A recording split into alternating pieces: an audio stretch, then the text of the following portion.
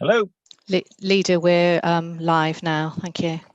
So lovely. Thank you very much. Good morning and welcome to the Teambridge Executive on the 2nd of March. And also welcome to Councillor Malone, and I think Councillor Dawes is joining us as well. Both have asked to speak on a couple of items.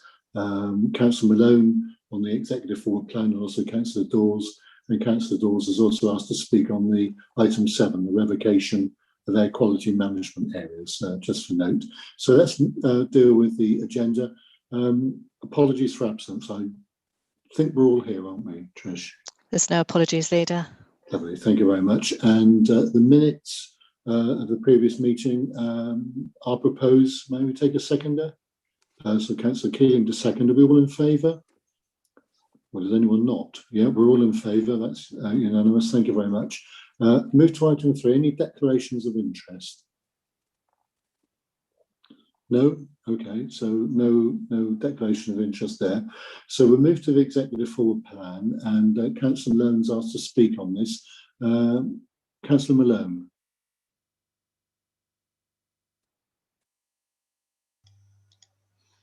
Hi, sorry that we got to that far quicker than I was expecting. Yes. Yeah, it's the Executive Forward Plan as pertains to your discussion on the High Street plan. Now, I asked to speak today after discussions with the Friends of the Alexandra Theatre, who, as you know, have grave concerns about how the building's to be dealt with in regard to the future High Street Fund. I appreciate this isn't the place to bring up specifics of the council's plan for the Alexandra, but well, I'd just like to put the executive on notice, frankly, that my group opposes them and will oppose them at every juncture with the same tenacity we've opposed overdevelopment. It seems to me that these plans are proceeding with some indecent haste. It was not very long ago that Councillor Bullivant asked the members of the Cultural Quarter Group of ONS, singular as it was then, for input on this, and I provided 10 solutions. I don't know whether any other councillor did their homework on it, but I certainly recall Councillor Bullivant telling us that there was no possibility, no future and no interest in keeping the Alexandra to its present format inside. I'm sorry to say I accepted that as received wisdom, and had it been true, then I'd have no problem accepting the timetable with which this has been signed off and will no doubt now proceed on the executive agenda as you've planned for March. However, it's not true. There's a great interest and enormous latent sympathy for adapting the Alexandra in its current state, and there's just short of 4,000 signatories on the petition to preserve it. I didn't know this until recently, but I know that you did. I fear that the Friends of this theatre have been treated much like the people of College Ward in respect of NA3, told that there's a consultation, trusted you, invested in the process, only to be cut out of it and ignored when the answers were not the ones you looked at. Councillor Malone, yeah. This isn't a free-ranging conversation. It's about the forward plan. You wanted to speak on the future plan, High I'm Street about plan, to pull it back to that. Don't worry. So this isn't then a wide-ranging debate. You wanted to speak on the forward plan, and there's an item coming in March, April on the forward plan about this item. So if you could confine your comments to the issue rather than a wide-ranging view about your considerations on many matters. It was a comparison that I felt was pertinent. Well, I don't, thank you. So if you could confine yourself, that would be helpful. Okay, well, let me just say this then. I mean, this process needs to be backpedaled. The proposals put forward on this are proposals that could work while paying full business rent on a building. Now, I would ask that you stretch your timetable to include full member engagement on this. I, for one, would like to know what a multi-use space is and in what town it has ever worked. We're treated to a 3-hour presentation, frankly, when the council fits a low-energy light bulb somewhere, yet perhaps the most iconic building in Newton Abbot after the clock tower is going to be gutted, and we've hardly had a breath of it. It hasn't come up in full council. All right. So Councillor Malone, I think I've saying that this fund needs to be signed off. Councillor Malone, you asked to speak on the forward plan, and what you're doing is talking about the actual particular issue in some detail. We haven't brought the report. I'm talking about. The forward plan is the agenda to which you discuss these things. So I can only. All I can say is that you need to rethink your agenda. All I'm Councillor saying Malone. is that you need to Councillor rethink your Malone. agenda, and that is all I will say. Councillor Malone. And the only thing I will add, I only want to have one more sentence. Councillor Malone. Councillor Connor, I only need one more sentence. Well, if And you then I would will leave conclude you then, please, in thank peace. you. Well, I'm not worried about being left in peace by you, Councillor. I just want you to confine yourself to a particular point rather than a rambling conversation. It's not a rambling conversation. This is Would your you like to forward plan conclude for your discussing point? this thing.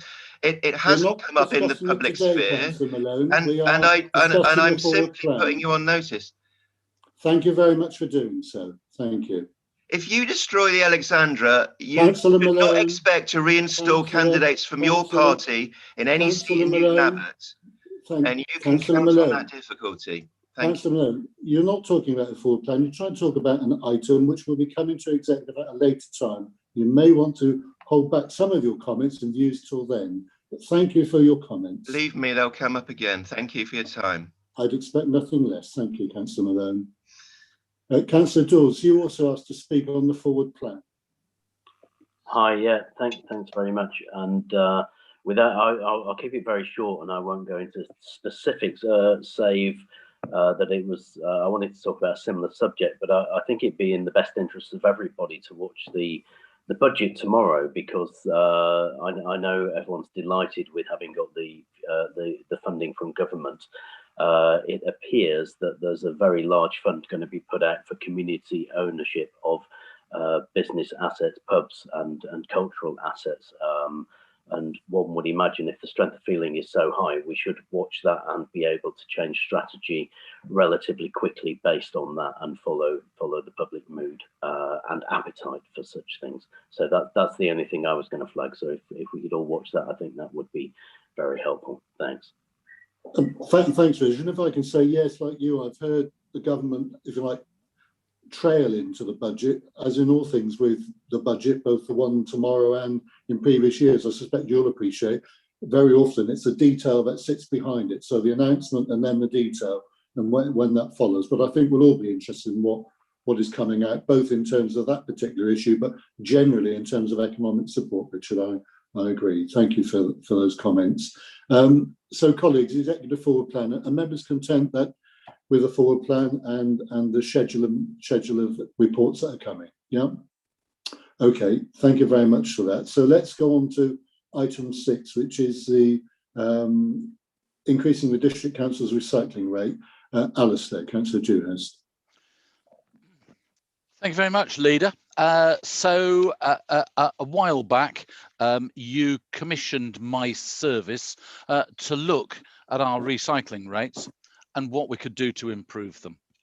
And we have produced a report with a 10-point action plan that hopefully will see improvements in our recycling rate. I would like to caveat in the first place that recycling rate is not the be-all and end-all of our waste. I think many in the industry consider the weight of residual waste per household as important as the amount that is extracted for recycling. So that is the first thing, and we don't intend, although we would very much like to achieve that 60% target, we do not intend to just chase tonnages for the sake of trying to beat another district local authority. So we have a system which operates on the basis of curbside collections, and we ask our residents to do the sorting for us so that we can then put the recycled material into specific compartments in the lorries on the curbside. This is different to certainly the top 10 recycling authorities who just stick everything into a bin. They send it to a giant shed where people work in rather unpleasant conditions sorting it. And there are thoughts in the industry that perhaps some are not quite as honest in terms of their weights and the like, and quite as accurate in their data as we are, and certainly as we are across the whole of Devon. So Teambridge is one of the forerunners of the combined Devon aligned system, whereby we all work in the same way. There are two local authorities that are operating at this very moment in a slightly different system. South Hams will be changing to the same system as us, using boxes for recycling in the coming months, and Exeter within a couple of years. So in the report, colleagues, there are 10 points here, and I think in fairness, most of them are things that we are doing or perhaps just need ramping up a bit. Some I think we need colleagues to discuss. For instance, we need to consider the additional bin policy to remove the option to ask for additional residual bins, or perhaps put a charge in place for additional bins. I'm sure we all know properties where you hardly ever see recycling boxes, but you always see overflowing black bins. We need to consider reviewing the side waste policy. We offer the possibility of side waste 3 times a year, and that has to be booked, and perhaps we could reduce that to once per year. It's a small amount, but it would go towards the totality, and then I think effectively the rest is pretty self-evident. I would point colleagues out to what, in my opinion, is the key to all of that, and that is the pie chart in there, and the fact that 21.5% of a black bin contains food waste. If we could get that food waste out of our black bins, we would be the top recycling authority in the UK, just like that. So effectively, I'd welcome colleagues' comments on the report, and perhaps suggestions to take part of the report. I don't think we need to take the whole report, but just specific topics to overview and scrutiny. Thank you, Leader. Thank you, Alistair. And Chris Baines, you're with us. Would you like to add anything to what Alistair said? Nothing particular, apart from we do already levy a charge for additional residual waste bins, so that would be looking to increase that rather than introduce it.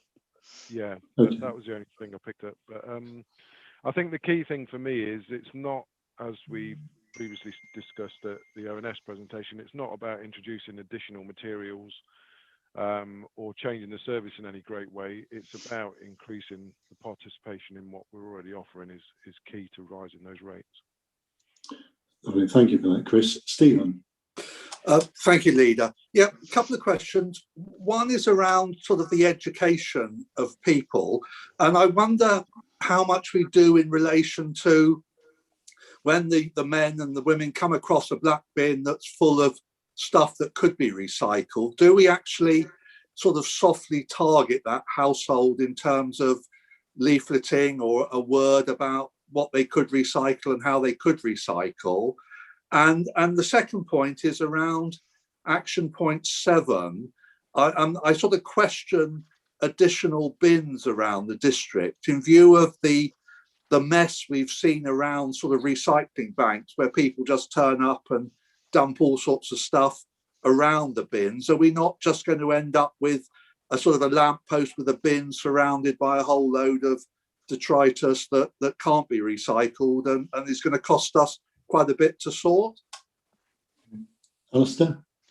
Thank you very much, Leader. So in the first instance, if I come to the last bit first, we have a policy on litter bins, and that I think that's a policy that, well, it was certainly a policy that the last administration brought in. I don't think I've been looking for it online. I can't find it. I think it's something that we need to just remind colleagues and members about, because of course we can't just go round installing litter bins here, there and everywhere. There is a huge cost.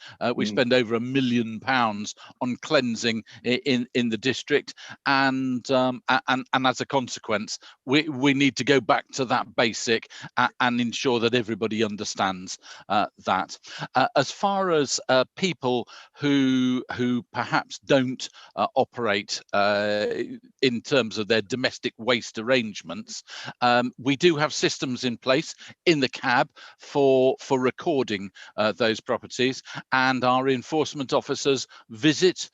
We also employ enforcement officers through the Strategic Waste Committee, who come round and talk to people.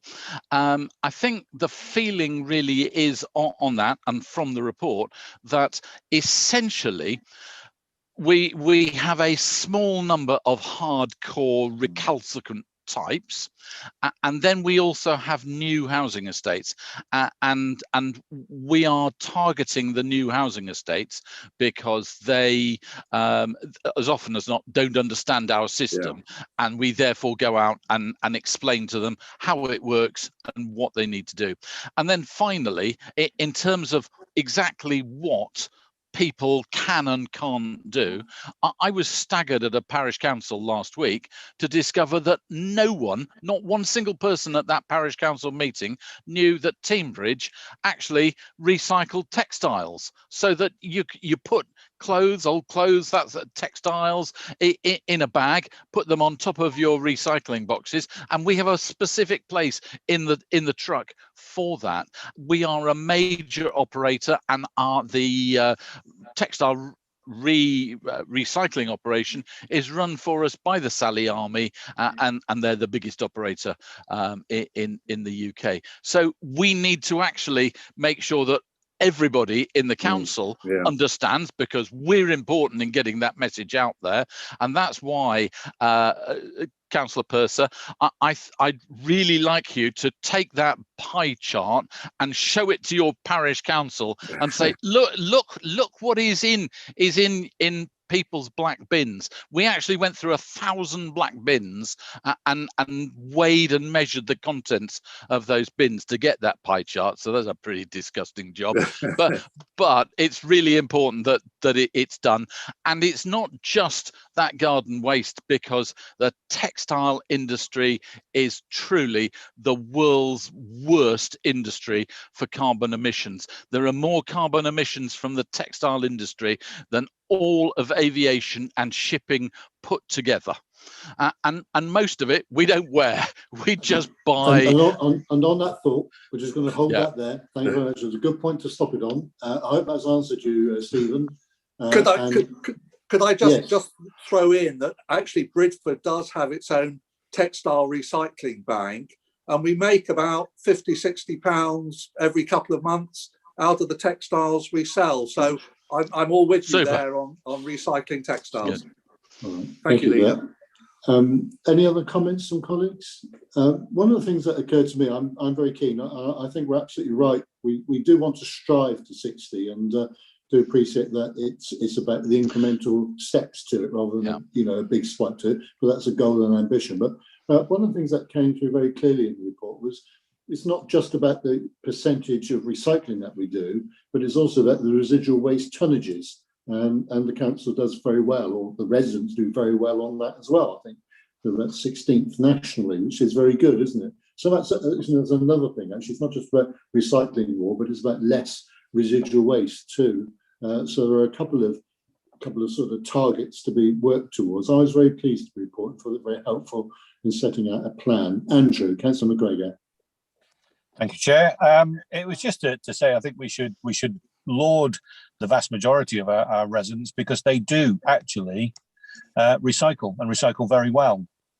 And it's an unfortunate small number that haven't got a handle on it yet. And it is, as Alistair has, Councillor Dewhurst has said, that it's about educating it and getting cooperation. One thing I took from the report is one of the residual side waste elements is that we reduce that or start charging for it. My difficulty on that side is that there are a lot of people from vulnerable households who wouldn't be able to afford that. So where do they go? So I think leaving it as it stands at the moment would probably be the best thing in my view. So that's one thing I would say. But thank you very much. All right, thank you for that. So, colleagues, Alistair, anything else, or shall we accept the report and the recommendations? Thank you, Leader. So for me, I think I would like to propose that we ask Overview and Scrutiny to do a quick piece of work and a within meeting look at actions 8 and 9 to reinforce our work there. In terms of our communications policy, I've been pushing my in-house team, as it were, from waste and recycling to get to grips with the comms that we need to on this, to educate people, educate members, and certainly that's something very close to my sort of heart in terms we need to understand and need to know what to do. The number of people who send me emails, members, and say there's a bit of fly tipping on such and such a place. There's no one on this council who doesn't have a phone, and it's all there for the doing on your phone yourself, which takes it right through to the cab. And then finally, Leader, I copied you into an email because the great work being done by our environmental wardens, because it isn't just carrot, there is stick, and I want people to be aware that if they go out and they fly tip, they litter in our beautiful district, that they will end up with a fine. And in fact, our wardens have been levying fines, and also for dog fouling, and I think this is a really important message that we need to get out there. I don't want people being pilloried from the nearest lamppost, but I do want people to understand that if they fly tip in our district, they will get caught. And that's a communication which is to follow, but thank you for highlighting that right now. Members' content, and in particular the referral to Overview and Scrutiny. Everyone agree? Lovely. All right, no one's against. We'll take that. That's fine. Thank you very much, Trish, for all agree. So we'll move to item 7, which is the air quality management areas. And Councillor Dawes asked to speak on this item. Councillor Dawes.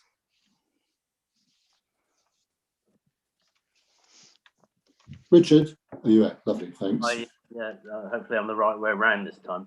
And so in terms of the air quality monitoring areas, I mean, it's a sort of key area that has possibly the biggest impact on health in the UK.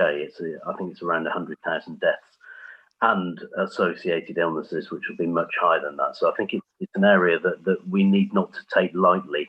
I was concerned, I don't know the detail, I'm not on the executive, but I was concerned with the suggestion of removing monitoring areas when I think we should be improving them. The other thing that I learned when we were looking at Walborough Street in terms of its impact on NA3, and we sought some advice from some pretty high level consultants, they led me to believe that not only were the air quality levels poor, they weren't even close, and we weren't even measuring all of the pollutants. So maybe that would be something that I could helpfully feed back into the system. But I'd be very concerned if we start dropping air quality management areas at a point where air pollution is the biggest health risk that we have next to COVID. All right, thanks for that, Councillor Dawes. I'll go to Alistair, and then we'll go to David Eaton, the Environmental Protection Manager. So, Alistair. Thank you very much, Leader. So just to reply to Councillor Dawes, firstly, this council takes air quality in Teignbridge very seriously and has done for many, many years. In fact, I think there is only one member sitting here, no, maybe two, but certainly one member sitting here who was actually on the council in the beginning when we started to monitor air quality, and thank you for that, Leader. So you will see in the papers that in fact Councillor Connett was actually leader when air quality management and air quality monitoring was introduced. So under the Environment Act 1995, local air quality monitoring is a statutory process by which this local authority monitors, assesses and takes action to improve local air quality to comply with national air quality objectives. So this is not something that we necessarily do because we want to do, but we do it because we have to do it. Where non-compliance and there is relevant public exposure, there remains a statutory need to declare the geographic extent of non-compliance as an air quality management area, or AQMA. In 2005, two such AQMAs were declared for non-compliance with the National Air Quality Objective for nitrogen dioxide.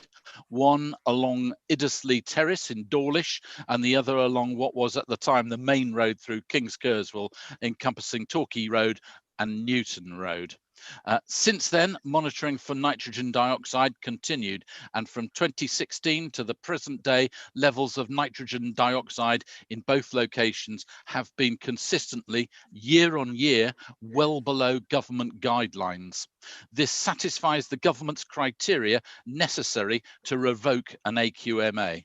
The conclusion from our officers is that both the AQMA for Dawlish and Kings Kerswell must now be revoked. And as the executive member for this area of work, I fully support the conclusion. Thanks for that, Alistair. I'll invite David Eaton if there's something to add as well. David? Thank you, Leader. Just picking up on Councillor Dawes' point and question. So the Environment Act 1995 that the legislation is currently under, you'll be aware that the Environment Bill is currently making its way through Parliament, and that's looking at improving air quality standards across the board, and specifically looking at fine particles, so PM 2.5s, something that we're currently not obliged to monitor. So part of the proposal you'll see is to redirect some of these funds into those emerging air quality issues and monitoring around our district, which may be in new or different areas to where we currently monitor. So that is, that's something that we're aware of, picking up on Councillor Dawes' question earlier. Thank you. Thank you for that, David. And if I'm right, I'm reading the report, and what you said, Alistair, was it's just two AQMAs which were seeking to revoke. That's one in Dawlish and one in Kings Kerswell, because there's been improvement. And as David Eaton says, that the money that's saved on that is then going to be used on other air quality work.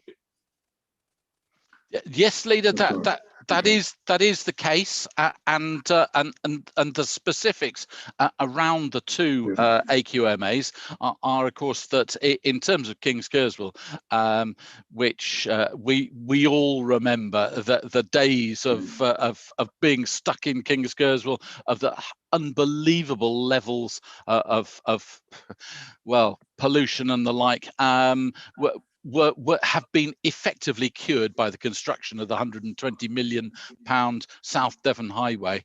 And I'm told by my local surgery that levels of COPD, for instance, in Kings Kerswell have dropped like a stone, and that was the expression used by the doctors I discussed it with.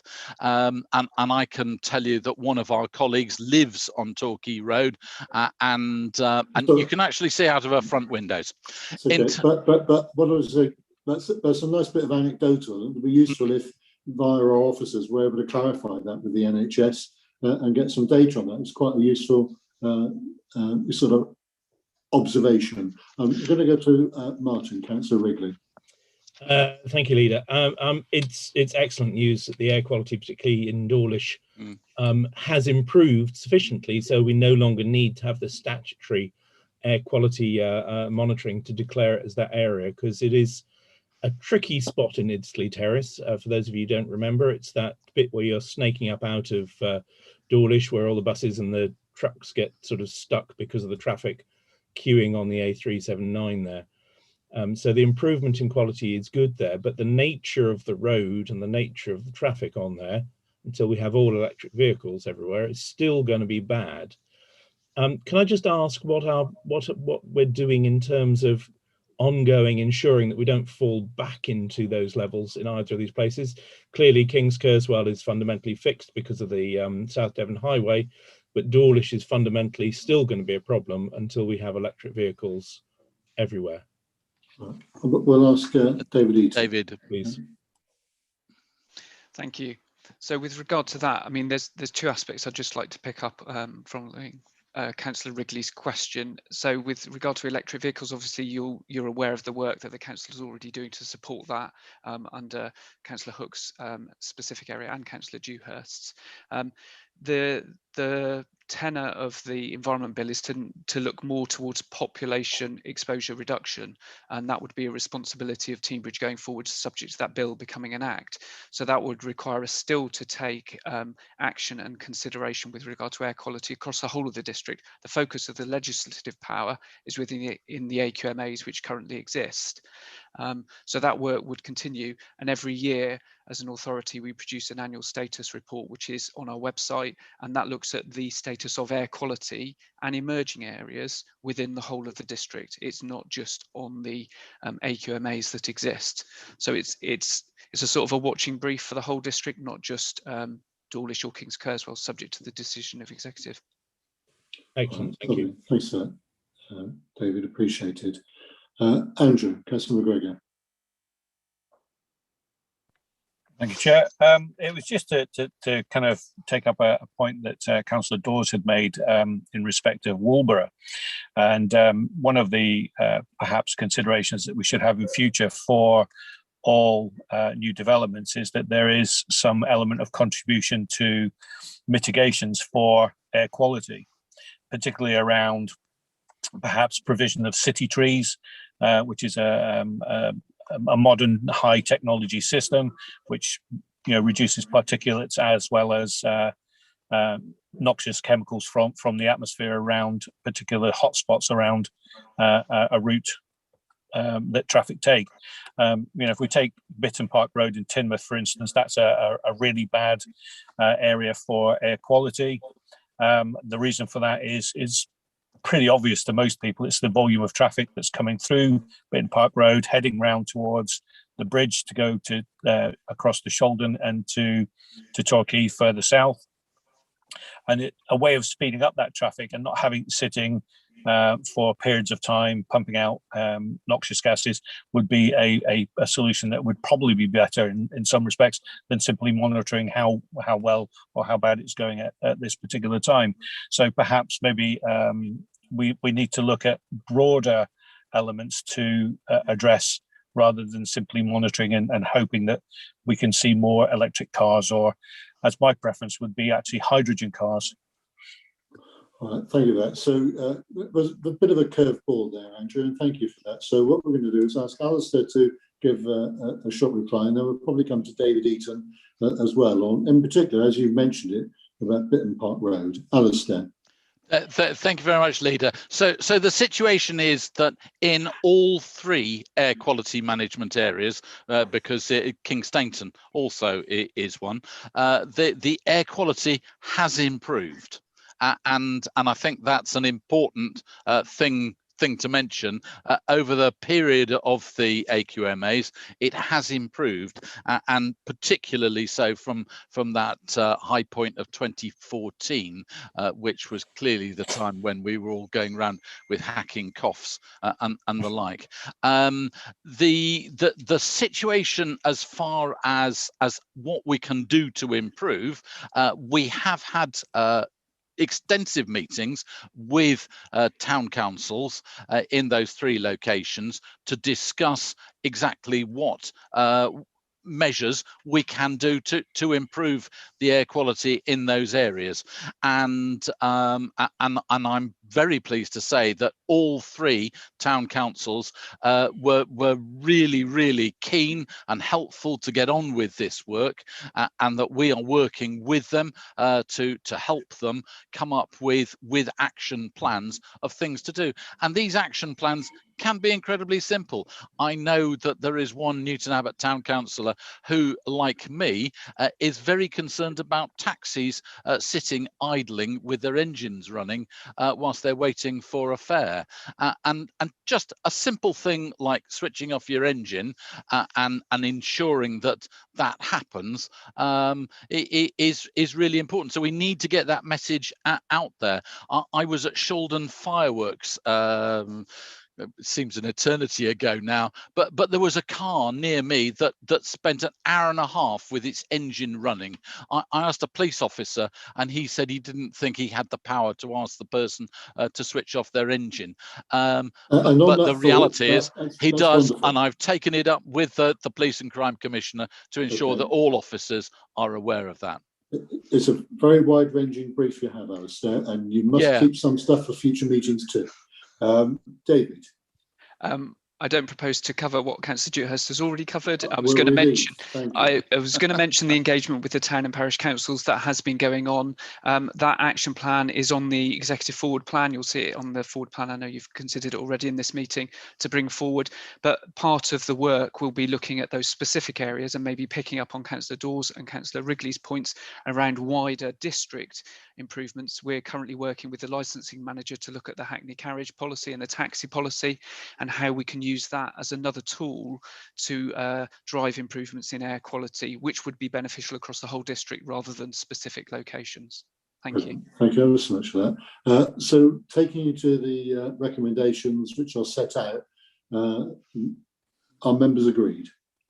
Well, I'll take it. Alistair proposes. We'd better take a seconder. We'll take Andrew McGregor as a seconder. All agreed? Yeah, we're all agreed on that one. Trish, thank you very much. And that concludes our meeting. Can I say thank you very much for your time today? Thank you. Bye-bye. Before we go, Chair, would it be possible to make a statement about the lockdown? No, because I wasn't aware of it in advance, Andrew. Okay, no problem. No. All right. All right. Thank you very much. Okay, bye-bye.